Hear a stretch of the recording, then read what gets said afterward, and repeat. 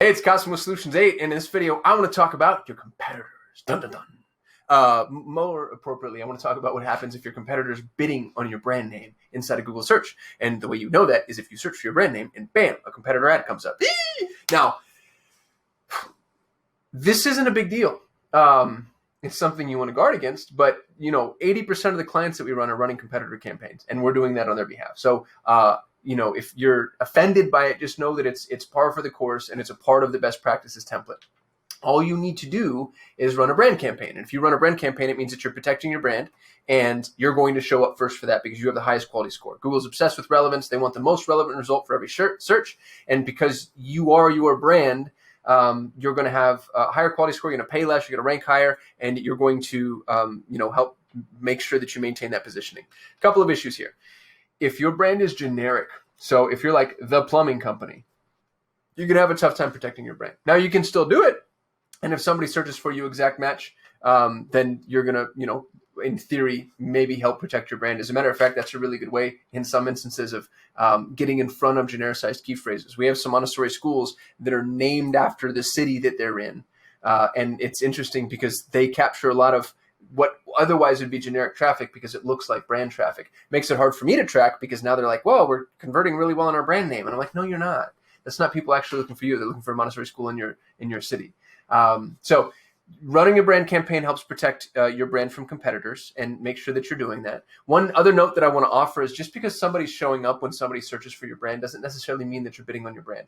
So let's say that you're like a yoga studio, you're Kathy's Yoga Studio, and you search for Kathy's Yoga Studio, and then all of a sudden you see like Big Box Yoga Studios ad. That doesn't mean that Big Box Yoga Studio is bidding on Kathy's Yoga Studio. They could just be bidding on Yoga Studio and, phrase match or broad match or whatever, and Kathy's Yoga Studio is going to trigger that ad.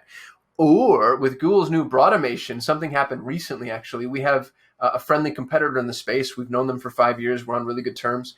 And they slacked me and said, hey, dude, what's going on here? And there was my ad sitting on top of, or right underneath their ad, but my ad sitting on top of their organic result after they had done a search for their own brand. And when we went and looked back at what triggered the phrase, it was just PPC company. But because they're really well known and good at what they do, Google decided like, oh, this is a PPC company. This is somebody looking for PPC. So Google's broad match, because we're using our broadimation strategy, Google's broad match with smart bidding is very expansive. So somebody searched for PPC company and they ended up in front of a branded competitor search that doesn't have the word PPC or company or agency anywhere in their name. Which is interesting. So we obviously added their brand as a negative keyword, so that doesn't happen again. But thank goodness we were able to explain that away. So if somebody's bidding on your brand, first of all, don't freak out. You don't have to go slash their tires or send mean letters or notices or anything. Anybody can bid on it. Well, I can't say that ubiquitously true because there are some limitations, but for the most part, you can bid on just about anything that you want inside of Google. And you should. You should try to get in front of your competitors' customers, and they should try to get in front of your customers. And that's commerce, right? Like that's just the competitive ecosystem. That's all. That's the game that we've all agreed to. So, lower the stakes in your mind just a little bit, but then protect your brand and make sure you're running a brand campaign. And you're not going to have to spend much to do that, by the way. Your CPCs are going to be really low. Your click-through rate's going to be really high. And you might be like, well, I was going to get that traffic organically. Maybe, but now you get to decide where the traffic goes. You get to control the narrative, and you get to acquire way more data, in theory. Although some of that's changing with Google's new flock. So we'll see. Anyway, I hope that helps.